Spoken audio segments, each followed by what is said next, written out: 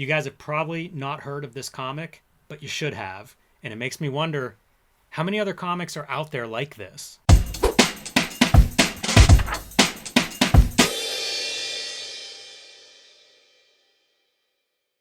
Hello and welcome to your favorite YouTube channel, Cartoonist Kayfabe. My name is Jim Rugg. I'm Ed Piscor.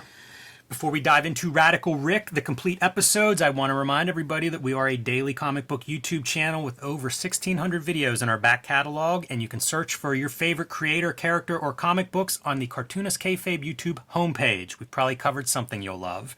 I also want to let everybody know that we have a Patreon for Cartoonist Kayfabe. We have 3 different levels that'll get you access to our videos early, and at the King Kayfaber level, you'll get access to all of our videos first because you sit in on the recording session. We have a room full of King Kayfabers joining us right now. So check out that Patreon link below this video. See which level suits you best. And you know what? This is getting kayfabe affected already. I think it is sold out, and people are already snapping it up. I see that happening in the chat and in the DMs and things. But I do also, you got to let the people know, man, that we are on the road to 100,000 subscribers.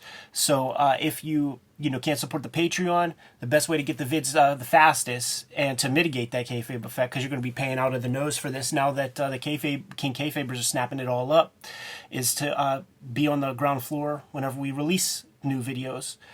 We only have about 10, 11,000 subscribers to get before we hit that 100,000 mark, and we do our victory lap, showing off that little trophy that you see in the back of everybody's video streams, man. Long time coming. We've been at this for 5 years. I think it's time. Get us to 100,000. Yes. Share these videos that you love. First thing I want to note, look at the gimmick infringement on the cover. How do you get away with this? It's a wraparound cover, and it's got all kinds of characters that I'm surprised everyone's okay with this. Right, because it's the legit versions. Like there's not like an eye patch on Donatello there or anything like that. Ballsy, like put it out there, try it, and see what happens. Exactly. I don't know how I found this. It crossed my Instagram. I start following this guy. It's cool artist, as you're going to see, and I'll start flipping because this is a big book. But Radical Rick appeared in BMX Plus, the magazine, from 79 to 93.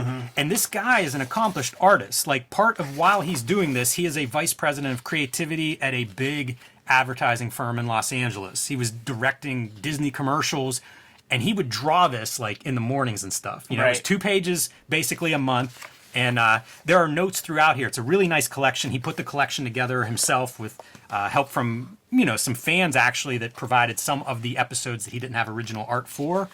But for the most part, this is him putting a book together that had been asked for years. And so there are notes that go along with it. There's also people that he worked with at BMX Plus giving some insights. There are professional... Matt Hoffman. Do you know? Oh, fuck yeah. Yeah, absolutely, man. Got about 70 concussions. There you go. It also has, a lot of BMX professionals will give kind of bits and pieces, along with Damian Fulton's family talks about the experience of growing up, and they would come down, he would draw, and they said poster boards, so like very big. And one of the exciting parts is we're going to get into, this is the first year, they're in chronological order, so you see starts out black and white, but we're going to get full color pretty quickly. The color is really the piece that is like amazing, and it's all practical. Yeah, totally. He's like a juxtaposed level, like Robert Williams painter. Yes. So like aside from this stuff, you could see Damian Fulton's like big giant paintings. The guy's a heck of an artist, and the artwork in these, like we're looking at the crude kind of early stuff, but you could tell there's still something there. I love the idea that it's on poster board, because these guys who are doing these comics kind of like from outside of the medium or comic style imagery, I think of the first Snoop Dogg album cover, where it's clearly like, they got some money, and whoever Snoop assigned that to was like, I gotta go get some supplies. They call them supplies and stuff. I gotta go to the store and get some supplies.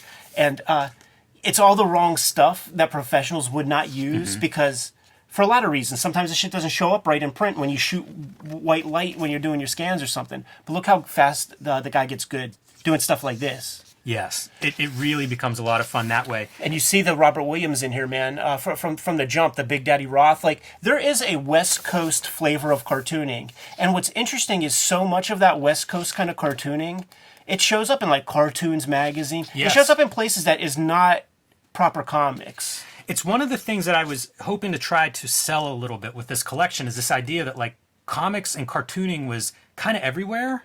And it was Right. in these places that weren't the newsstand spinner rack, but also like pretty exceptional stuff. Nintendo Power Yeah. would have stuff like, and then you try some things and you're like, you know what, I ain't going to do that next time. He tries so much. Like there are inventive layouts. You see him playing with the lettering. He does a new logo every single strip. You know, it's a labor of love, and I think it comes across that way because this is a guy that was trying to make time to do this and did so for every single one except one, where Alfredo Alcala does a fill-in one month. He does the layout and writes it, but Alcala does the painting. Like even like overhead shots like this, it reminded me a little bit of Jamie Hewlett in Deadline magazine, Sure. where it feels like it's a guy that just has a lot of creative energy, and he's just figuring it out on the page. And he's pulling from far divorced kind of sensibilities than we're used to. I mean, I think this guy, you see stuff like this, he's pulling from Highlights magazine kind of Goofus and Gallant type aesthetics. There is Highlight magazine's referenced in one of the notes sections. It where makes like perfect sense. They did basically a reference to it.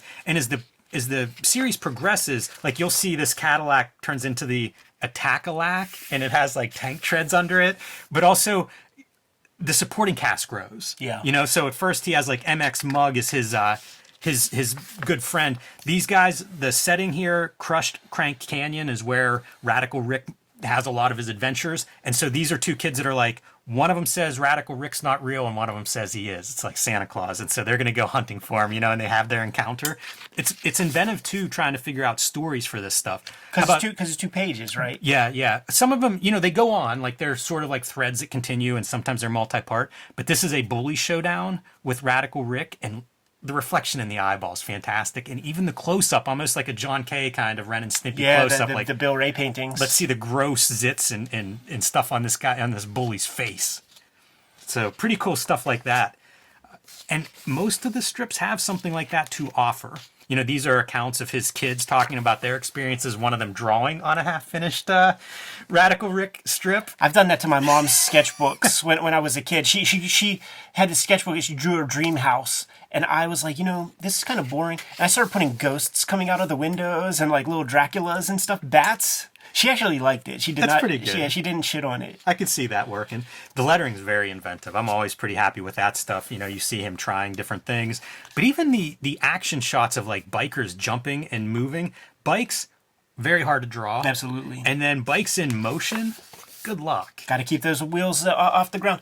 What we just passed was like a 4-part origins of Radical Rick. And by the way, Radical Rick, super cool design, right? Almost Skull face. Yeah, exactly. Genius. Never talks. Right. And he maintains that through 15 years of this without the need for him to talk. It's almost like that was something he figured out early. I think this is the only sideways strip, and it runs really, I think it works really well, like a Sunday page. Sure.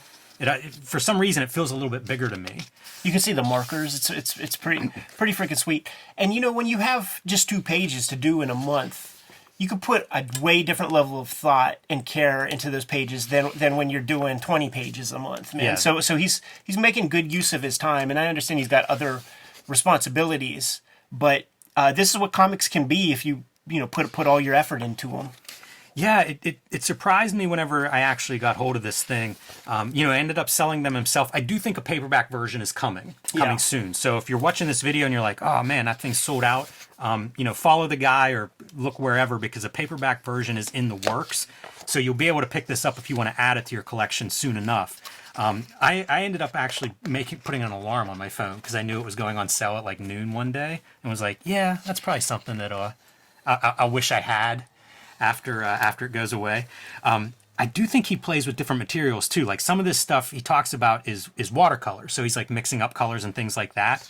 Certainly the markers, I think, are something you can see a lot of.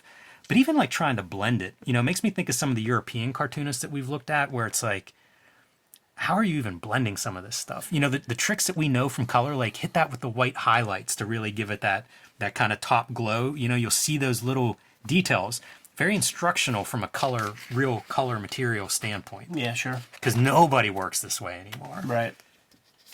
It's nice to get those documents too. He talked about people hounding him to make this for like 10 years.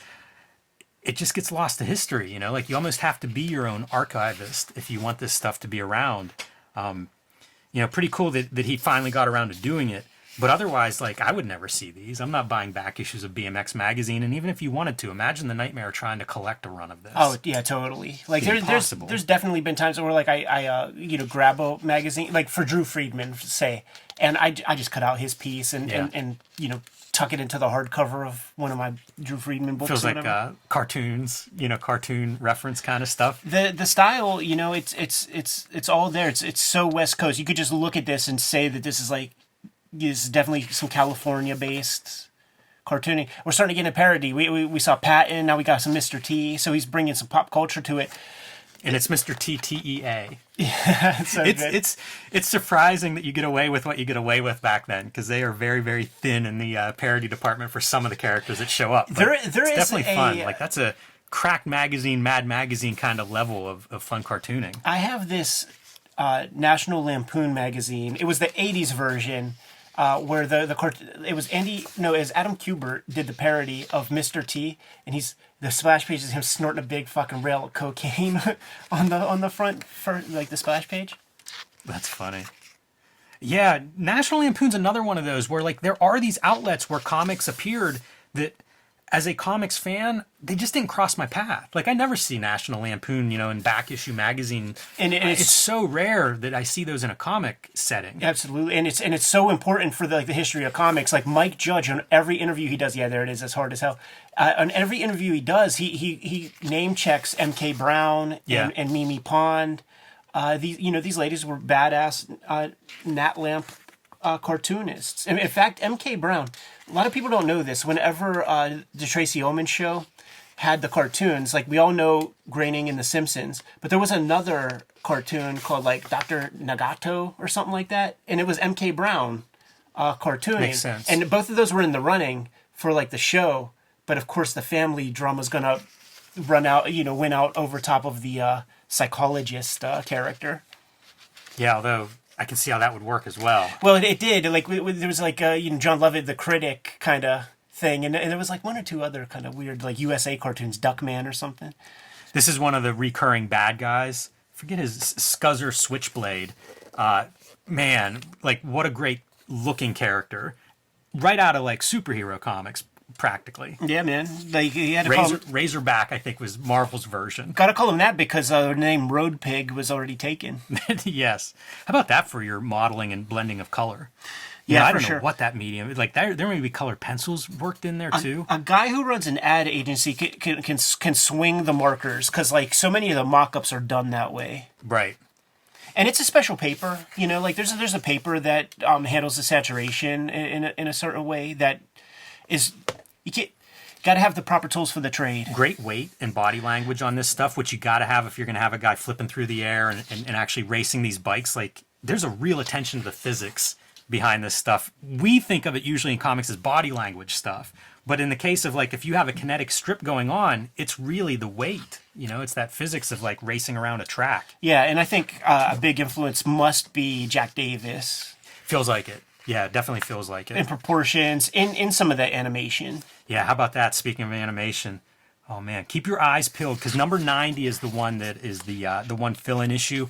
I don't know that I would pick it out if I didn't know better. Right. And it probably speaks to Alfredo Alcala's ability to do pretty much anything. Which is surprising because every time I see an Alcala superhero comic, I could tell that it's Alcala. His inks are his. Yeah, it is. It's funny to think of him as being able to just show up and paint something. Because I don't think of him as doing... Well, I think he did the Masters of the Universe stuff. And I think he did the colors on that. Certainly not the Errol Norham covers, but the interiors. You see airbrush being used, too. So it really is whatever materials I think are available, or maybe that he feels like playing with. Maybe he had a big commercial job with an airbrush and was like, yeah, I could do some stuff with that. It's still here. I didn't clean it out yet. Let me do that night scene. I can do a perfect sky with that. Yeah, you got to imagine some of that is in play, but and look at this. I think it should be. I think it's like scanned from the magazine. Some of them are. Yeah. There's notes about production in here, and some of them are from the magazine. You just could not locate original art. Shit. And if it's markers, I bet you that like that's true too. The marker stuff, and you could always tell, like, because you could see it becomes fractalized. You see the dot patterns will show up from the little dots that are making up the color. They were saying like one of the fun games is go through and see how many times you can see his kids' names in the graffiti that populates alleys and ramps and all kinds of stuff. Got to, right? Gotta do this stuff for yourself at some point. And I think it comes across that way. And like going through this the way we are, like I'm getting little Annie Fanny, elder kind of vibes. That makes a lot of sense. Once again, 4 pages every couple of months, so you could put so much effort and craft into your comic pages when you don't have the responsibility of doing 30. This video is brought to you by the comics that we make. Ed Piskor's Switchblade Shorties is now available daily on all of our social media and all of Ed's social media. You can follow that wherever you want to read your comics. Red Room Crypto Killers, the latest and 3rd volume in the Red Room trilogy, is now available. However, you can start at any of these books because they are all self-contained. Hip Hop Family Tree, the Omnibus, collecting all 4 volumes of Hip Hop Family Tree plus 150 extra pages. Now available wherever you buy books. And X-Men Grand Design, the trilogy, trade paperback, kind of the mass market version of X-Men Grand Design, collecting all 3 volumes in 1 volume. Hulk Grand Design, out of print on the Treasury size edition, coming soon as a trade paperback. Pre-order that one now. Street Angel Princess of Poverty and Street Angel Deadliest Girl Alive. Collect all of my Street Angel comics in 2 handsome volumes. You can get those wherever books are bought and sold. And my self-publishing efforts, True Crime Funnies, BW Zine, and 1986 Zine are all available on jimrugg.com or patreon.com/jimrugg. And now back to our video. I was reading about Damian Fulton a little bit, in preparation for this. That's pretty fun. That's a departure from a lot of the lettering that we've seen. So Keep it real simple. Still, trying different things is 10 years into it maybe. And he was talking about some of the other places that would approach him for comics, surf magazines. He is like Southern California specifically, not just West Coast, but Southern California. And so surfing was a big thing. And there were like surf magazines, ski magazines, different places that would try to get strips out of him, because that was a boon for, if you're a magazine editor, publisher, that was something that they felt brought value. And a lot of the testimonies from the BMXers throughout this book is basically that. Like, they wanted their BMX Plus, and this is where the first strip they would turn to. Right. Now, what else are you going to put in your book? But I still think there's probably a lot of truth to that, because otherwise the publisher's not shelling out that money.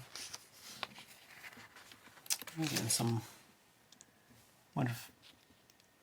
I just had to see if that was some kind of like fan club. So he's accumulating a mailing list. Damn, and you look at this and you got to think Aragones. This is pretty cool. This is a note from Damien, and it's about the publishers were constantly in a battle with other mags for eyeballs, and always trying to get readership up, subscribers up, so they could sell ads for more money. Right, of course. So these are some examples of different things that the BMX Plus editors would come to him with ideas about what to do. This is your classic like Charles Atlas kind of ad of a BMXer kicking sand in somebody's face at the beach, so an obvious one there. This is the one that he calls Highlights. Help Radical Rick find his 25 hidden Christmas presents. An idea right out of Highlights magazine. And it's funny because he says, like, with that one, he was excited because he would look at these things like in his dentist's office. And it makes me think, like, these guys who are creative, that's what they do. Like, they're constantly sort of taking in the world and taking it in ways that regular people aren't looking. You get that from that David Carson guy with his talks and stuff. Like, hey, he's just got the, we carry cameras around. Yeah. And, he's at the grocery store and just sees a piece of weird type on a shampoo bottle and is like, yeah, I'm going to archive that. I think every artist I know has done a version of that. Sure. And it's interesting to think, like, the rest of the population, the majority of the population don't. You know what it is? It's, to a civilian, it's an exhausting thing to witness, man. Because, like, I've been bitch slapped a million times by various chicks over the years of just, like, can you just turn it off for 10 seconds? Even coloring, and I think, again, color pencil, I think, on the teeth. Rendering on the teeth. Double lighting on the teeth, because you have that yellow from the underlight on the teeth. It's the pen and ink version of lowbrow Robert Williams kind of painting. Yes. Yeah, it is. And his paintings do resemble that. It's all the same kind of imagery. In fact, like this cartooning to me How is like... wild that is for Marx. Yeah, a little wet on wet, huh? Mm-hmm. Like his paintings are so close to Williams that you could probably mistake him for that. So I actually like appreciate the comics a bit more, to be honest. And again, he still pushes those layouts. So J. Simpson making an appearance there. This is very, very inspiring. I was thrilled with it because you never quite know what you're getting. I was buying this with only seeing a little bit of Instagram art, and you never quite know what it's going to show up as.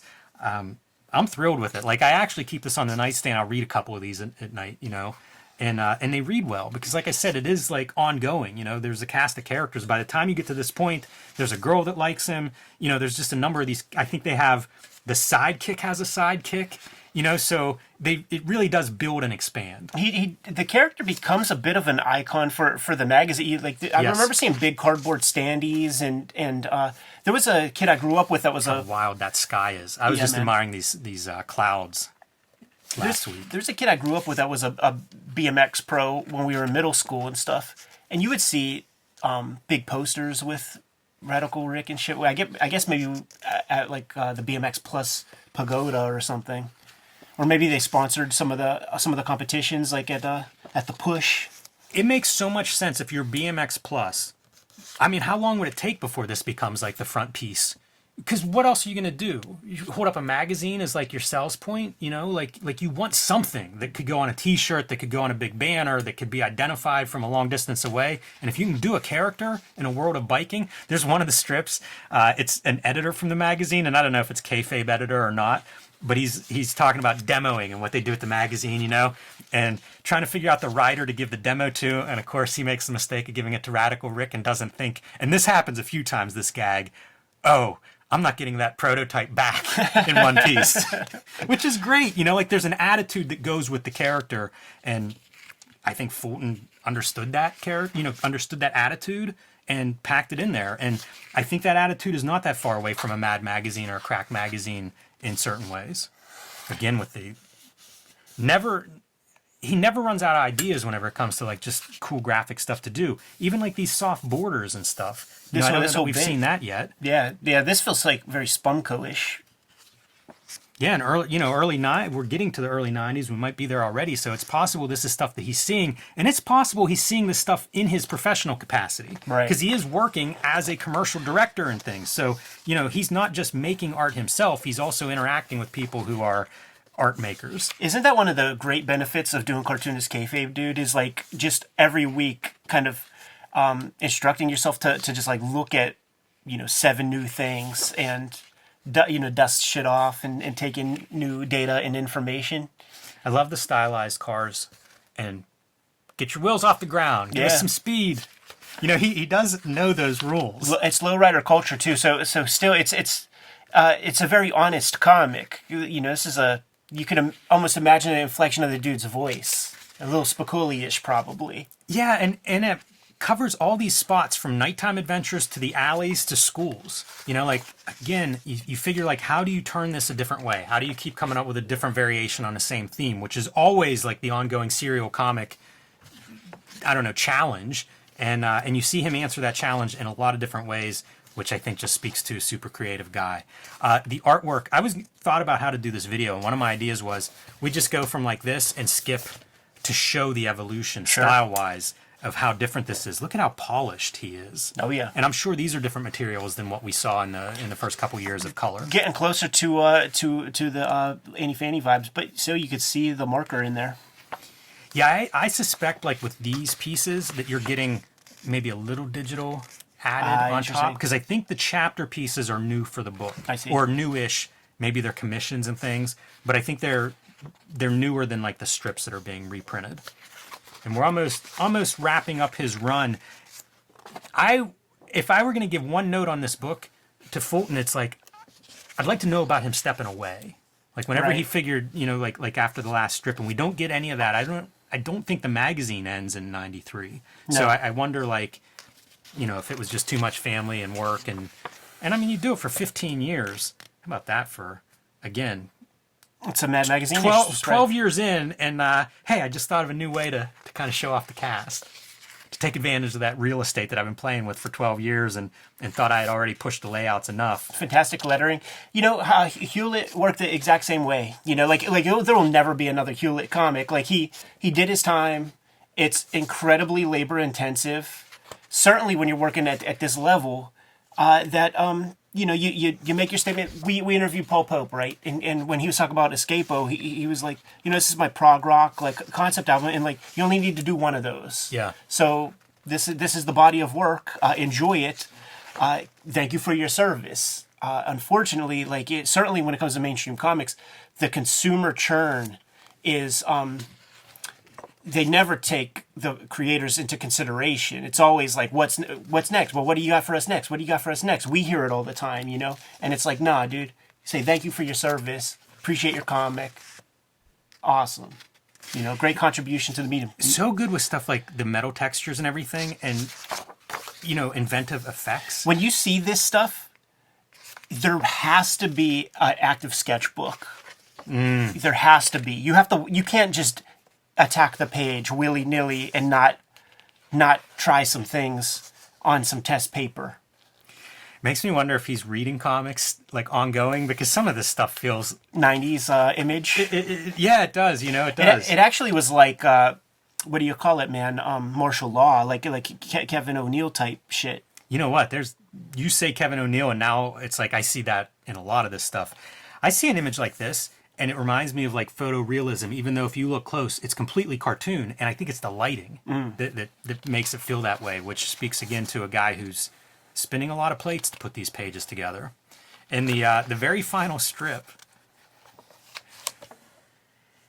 the bad guy had planted a bomb, and Radical Rick takes that bomb. I should say spoilers before everybody watches this part. Oh man, how badass is this? You're dropping into a ramp, right? So you get that bird's eye view looking down at this thing, and then we get our motion of actually hitting it and taking that bomb up into the stratosphere, saving everybody else, sacrificing himself. Radical Rick is gone forever. Not, except he is. It said not, so that definitely puts it in a time and place. Does. I had maybe 3 shirts that were not shirts when I was like in 5th grade. I can still remember whenever I like first started hearing "not," and I was so confused. Like, it sounds awkward. It's very just to say it. Yeah. And then it was like everywhere. Real Valley Girl stuff. Speaking to the prevalence of Radical Rick as a cultural icon for a certain age group and a demographic of interest for sure. But I mean, this is iconic. I feel like everybody must have seen Radical Rick's like the aesthetic somewhere. Yeah. Super cool book, and would highly recommend people that are just fans of cartooning and comics. Like, this is one to put on your radar, because I do think it's going to become more available in the coming months.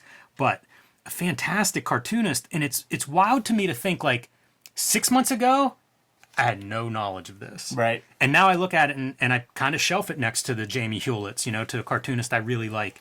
And I love this style, and I think there's probably a few more of these kinds of examples out there that I just have not seen, don't even know exist. Yeah, like they're like, this is so strong, and there are all these comics that are sort of all over the place, right? But they're not this good. That's true. Yeah, they're not this good. Like, there's a guy called Jim Sergey, Siergey.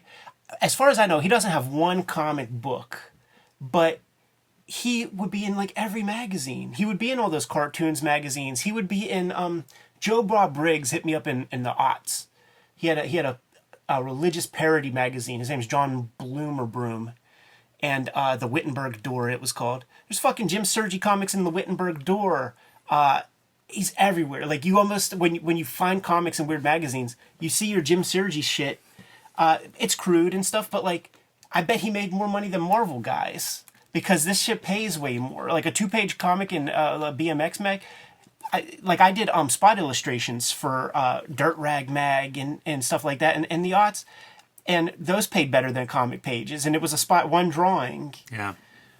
Yeah, and I'm under the impression he had a good bit of freedom too. It was like, deliver your comics, on time, and you got to have fun doing it. Yeah, you got to give this guy, like, the editor at BMX Plus isn't going to instruct him to do better than this. How could you? Yeah. Because I don't even know how you write this. It feels like this is written on the page as it's being drawn. And if that's the case, I don't know how you interact with an editor for something like that. Yeah, like, I guess also in comics, right? Like there are a few cartoonists like Steve Purcell would be in this school of cartooning, where it's like extremely high levels of craft, but you don't get much.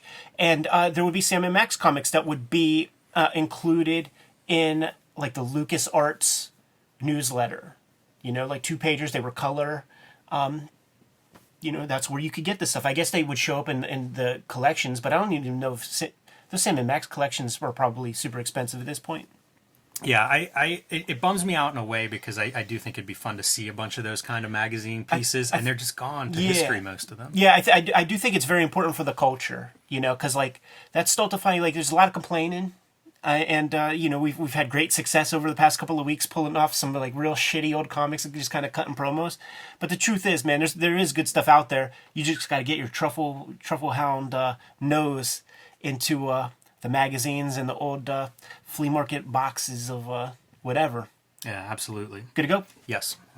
Kayfabers, we're on the road to 100,000 subscribers. Thank you very much. Make sure you subscribe to the channel, hit like, go play around with the bell, get that setting adjusted so that you get access to all of our videos as soon as we make them live to Gem Pop.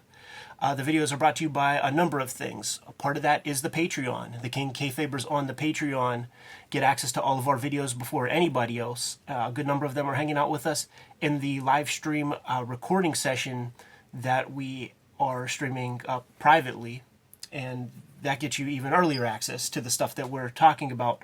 Ultimately, the videos are brought to you by the books that we make. You don't support the books, we can't make the vids, man. Jimmy, let the people know what you have on the stands and forthcoming. I have Hulk Grand Design coming out as a trade paperback in May. You can pre-order that one now wherever you pre-order comics, and I appreciate those pre-orders. Let Marvel know that it is worth their while to keep these books in print. I also have Street Angel, Deadliest Girl Alive, and Street Angel, Princess of Poverty. Both are out and available now. These collect all of my Street Angel comics. There is a color volume of Street Angel, Deadliest Girl Alive, and a black and white volume in Princess of Poverty. So pick your poison. They are both self-contained. Start reading at either spot. And my self-published efforts, BW Zine, 1986 Zine, and True Crime Funnies are available on jimrugg.com or on patreon.com/jimrugg. Switchblade Shorties is my latest comics effort, putting the strips out daily on all of my social media platforms and the Cartoonist Kayfabe stuff. So it's on my Instagram. There's a dedicated Switchblade Shorties Instagram. There's a Switchblade Shorties webtoon archive of all the strips where you can read them pretty easily. There's also a Patreon, patreon.com/edpiscor, where you can read way ahead. I have more than 100 strips up there on the Patreon as we speak. Red Room Crypto Killers comes out at the end of February. This is the last volume of Red Room for the foreseeable future. Contains 4 self-contained stories. So if this is the first Red Room that you are exposed to, you can grab it without the need of the other trade paperbacks. If you dig it, grab the others. The Hip Hop Family Tree Omnibus is out there. I saw it online for as low as $48 on Amazon. So get it while supplies last. This is a sort of like last run of that first printing before we go to reprints. So not sure quite how many of those are left right now, but it's the best book I've made to date. And X-Men Grand Design Trilogy trade paperback. This is the collection of all of my X-Men Grand Design works. Probably 3 years of work went into this package. Some of those are out of print, so this is your way to get access to all of those comics at once.